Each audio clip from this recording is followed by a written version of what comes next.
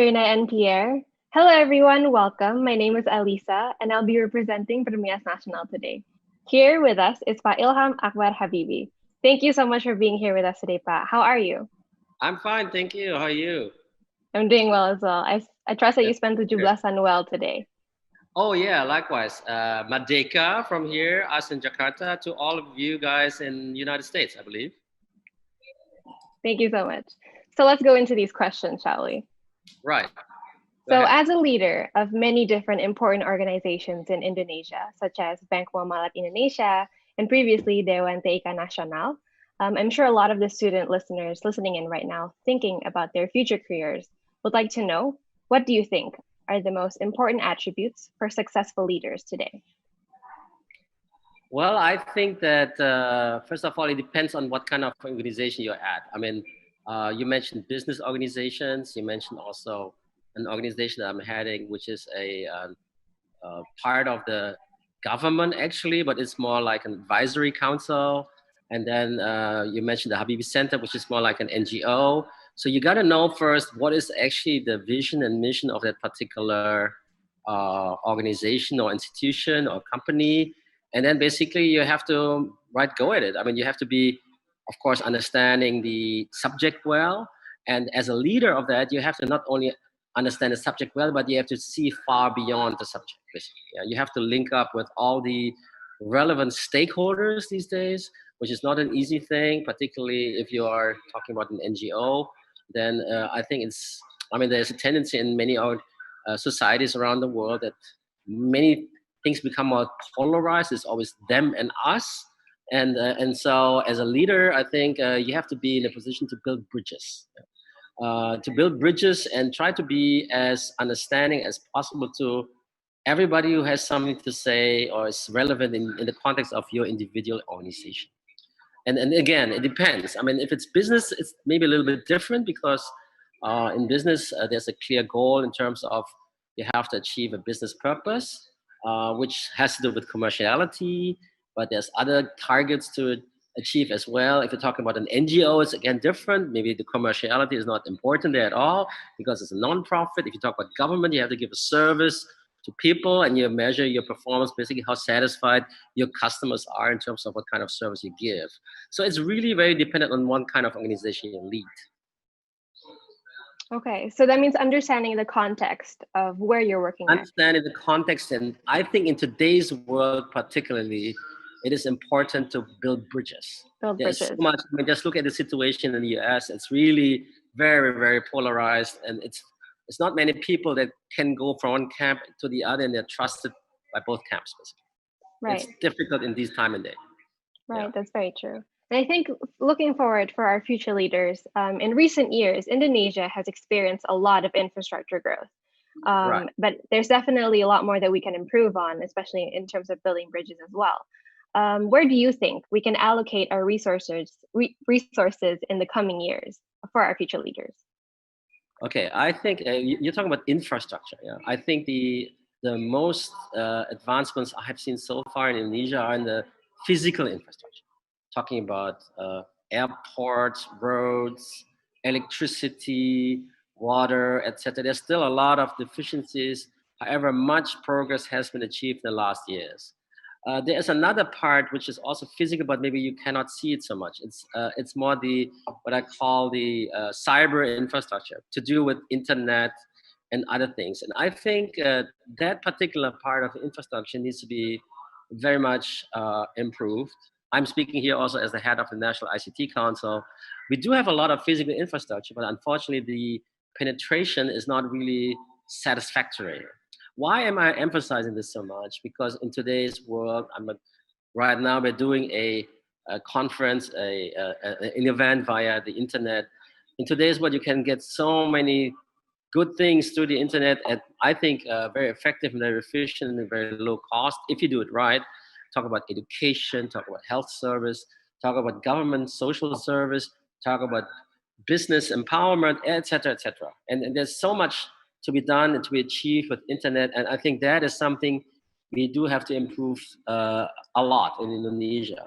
However, the infrastructure as a physical infrastructure is not enough. There needs to be what I call the human infrastructure. So we need much more educated people, particularly understanding what ICT, information and communication technology, is all about and how to apply it. You don't have to be a programmer to do this. You have to basically increase what I call the literacy, the digital literacy and the technological literacy. That has to be much improved for many Indonesians.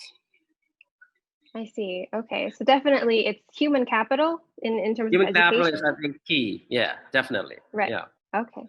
All right. So moving forward, let's dive into the aviation industry, Okay, where we have looked up to you. Yes, we have looked up to you as a leader for many years now.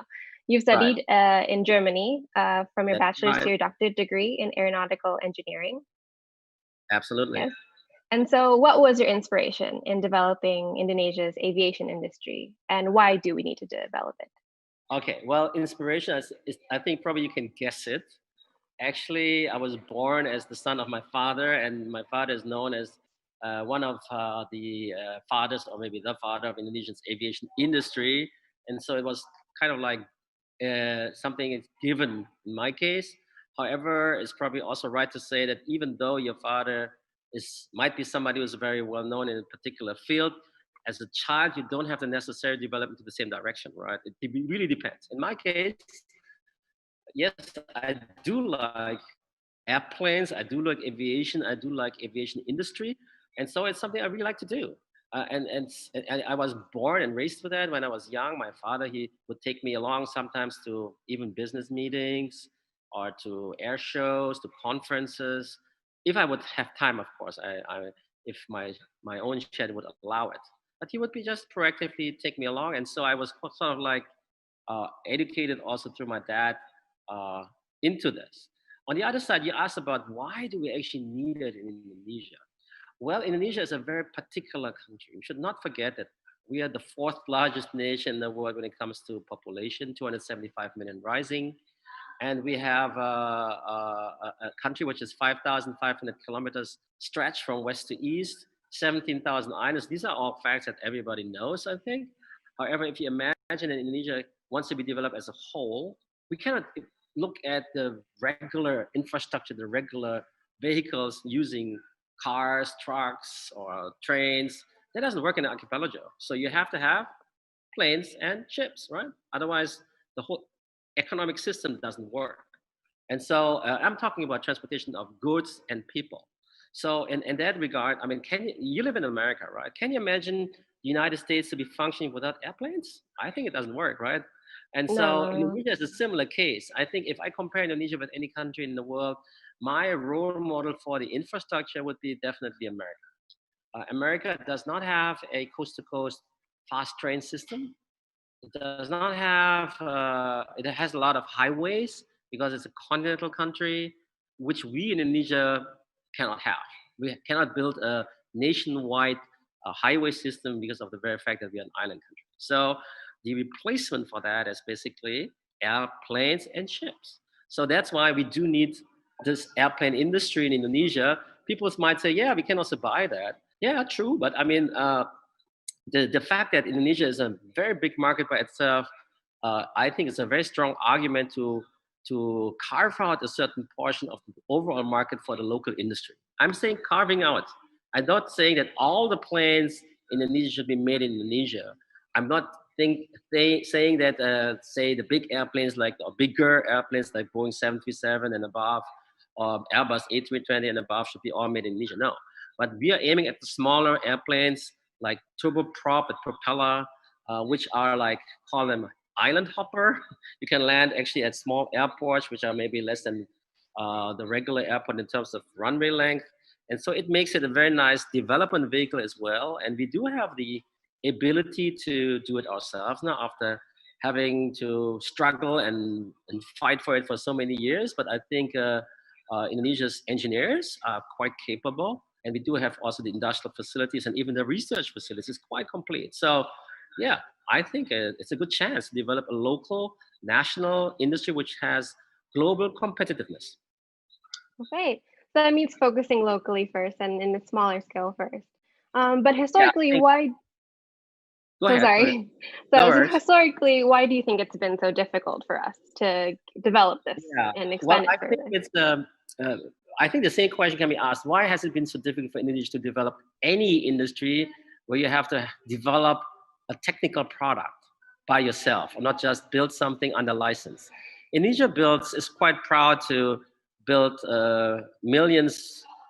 I think well over a million, maybe going to now, cars or even more. I don't have the exact number in my head right now, but we have a quite vibrant and well-developed car industry. However, the original design is not Indonesian. It's Japanese, it's Korean. Now the Chinese have entered our market. So Indonesia is a workbench, but it's not an engineering office.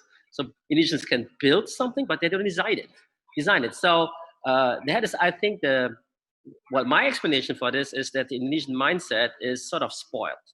Why? Because Indonesia is always very proud about the fact that we are a very rich country when it comes to natural resources. Yeah? So basically, Indonesians think that our country is very rich. We have everything. We have forests, we have a lot of fish in the ocean, we have lots of plants that we can grow and eat, and there's lots of animals as well. Everything grows in Indonesia. Yeah, true. But if you have that mindset, then in many cases people shy away from those other industries whereby you have to develop something which is perceived as a higher risk, right? And so if you think about it, just look at the countries that have these industries well developed, like Japan, Germany, and other countries like England or United States even. Most of these countries are not rich in natural resources. So they develop these industries because they have no other chance, in my view. Yeah, because if they want to achieve something like general well-being of their own country and people, then they have to go beyond selling and growing and developing what they have. But they have to what they have means like the natural resources. And Indonesia, we haven't gone beyond that yet. I think we are still stuck, and particularly in the years when Indonesia was experiencing the boom in the commodities, and people were thinking that the price of the commodities would go higher and higher and higher, with no end in sight. Well, it's not true. Well, it's a cycle in the end, and at some point it just crashed. And so suddenly we were having a difficult time economically. So you cannot really rely on commodities, on natural resources as the main driver of the economy. So the economy of the future, everybody knows that. I mean, just read the newspaper or browse the internet, is the economy based on innovation, meaning it's not about what you have, but what you can do as a person, as somebody who has an imagination. You look at what kind of problems they will still face, what kind of needs will have to be fulfilled in the future, what kind of challenges to be faced, not only in Indonesia, but there's global challenges that everybody faces on the planet, like climate change, rapid urbanization, generational change, and technological breakthroughs. You can feel it everywhere. And I think Indonesians should be also coming up to the measure and creating our own solutions about that. I think that's high time. And I think there are a lot of clever Indonesians around the world, particularly in the United States, right? Why would you have all these thousands and thousands of PERMIAS students? They are very clever people. And I think some of them will definitely go back and help Indonesia to grow and to find their own solutions in collaboration with other nations and other people around the world. Right. Well, thank you so much for that, Pa. Well, you did mention about education and human capital, and you yourself have established a university in 2014, the International University Liaison Indonesia. Yes. It has a lot of emphasis in global education and international collaboration. Why do you think that's so important for us Indonesians to have that, as you've mentioned earlier? Well, despite the fact that we are now in a COVID situation, right? We have now sort of like an intermission when it comes to globalization. But I'm quite sure that at some point in time, this thing is going to be managed. I'm not saying over, because I think personally that we have to live with the virus for many, many years to come. However, we will have at some point in time a vaccine, and then things are more under control. And then slowly but surely, globalization will ramp again. And what it means is that basically, if you want to find a solution for a problem, then it is definitely necessary to source for ideas globally. And even source for ideas doesn't necessarily you pay other people to solve your problems, but you learn from them. You co-develop, you collaborate, you co-innovate with those people.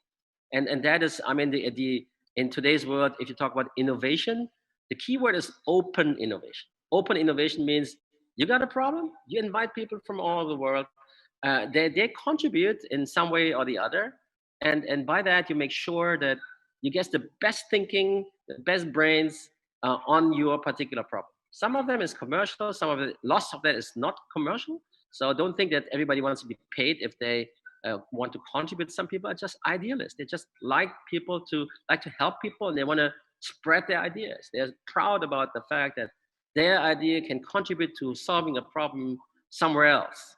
So I think that, that is important. That's why globalization is still important. It's about the ideas. It's about the sharing the experiences. It's about the what is that, the technology sometimes as detailed as that. Yeah, I mean, just look at what we're doing right now. I mean, the video conferences is something that connects the world, like airplanes do. Actually, airplanes are another form of globalization, but more in terms of physical connection, that people can fly to many places around the world. But if you talk about internet and what information and communication technology, of course, it's something that connects it on screen. Yeah. Right. Okay, and now thinking about PERMIAS students, what advice would you give to them during these difficult times? Part of it I already said. I would hope that, I mean, I myself studied outside Indonesia as well. You mentioned already that I studied in Germany. In fact, I actually grew up there. So I'm in a very extreme case. I was born in Germany. All my schooling was in Germany until I got my PhD.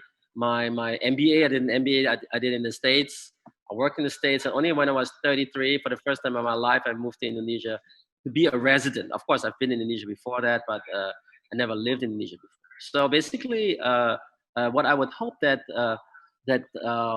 people that have seen the world outside Indonesia, that can contribute in a particular way to solving problems in Indonesia. You know, if you have to solve a problem, sometimes it's good to be thinking outside the box, right? So let's assume that there's something like an Indonesian box, and there's a way to solve a problem, but sometimes that's not a good way to do it. But but the Indonesians sometimes are so used to doing this the same way again and again and again, because this is how they do it. Sometimes it's good to have an outsider coming in and giving them new impetus, new ideas, reframe the whole thing. And it helps a lot if you have been living outside the box. Meaning to say, for people like PERMIAS students, you are right now outside the box, outside Indonesia. So you experience a different way of living, a different culture, different language. You learn things outside Indonesia. And most of you, I presume, I mean, the statistics shows that most Indonesians actually do go back, probably because Indonesia is a really nice place to live, right? So basically, it's different, right? Other countries are not like that, like China, like India. The percentage of Chinese and Indian students that do not come back is much higher than Indonesians. And that has to do with the quality of life in Indonesia, and maybe the culture of Indonesia, which is very pleasant, very all-embracing.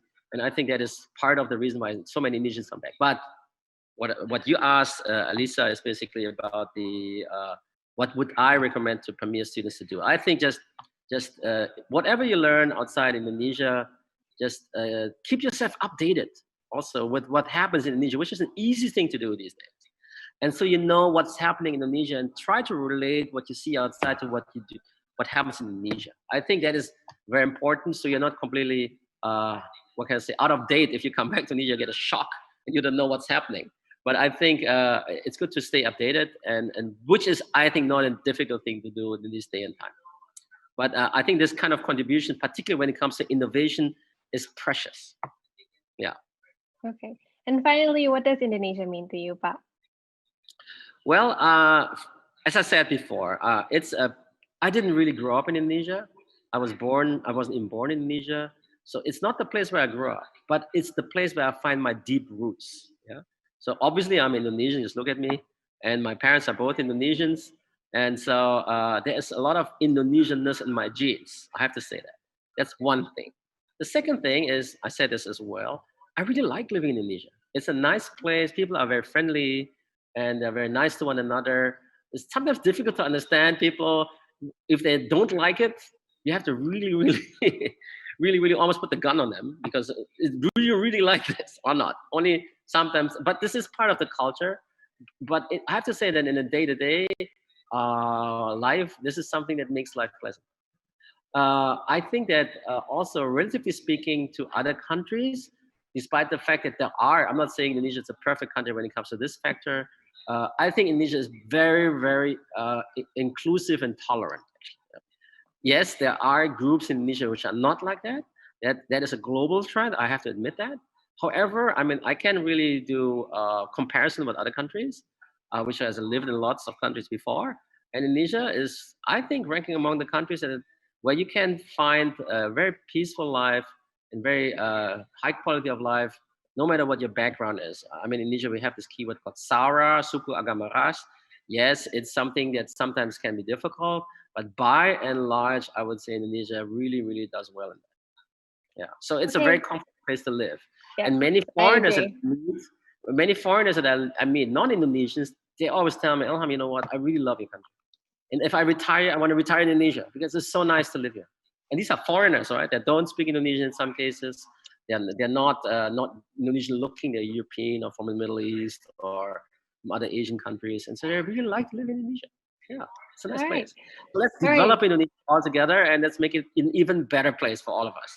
And let's make all Indonesians having the pleasure to enjoy Indonesia at a similar level. We should have it more in Indonesia. We say merata, yeah, more equal, to more equality among Indonesians. That's very important. Okay. Right. So unfortunately, we have run out of time. Thank you so much, Ilham, for spending time with us today. No, not at all. Thank you so much for being here with us today. You're welcome. My pleasure. Thank you to everyone who has tuned in. Selamat Hari Merdeka, everyone. Sama-sama. Selamat Hari Merdeka. See ya. Bye.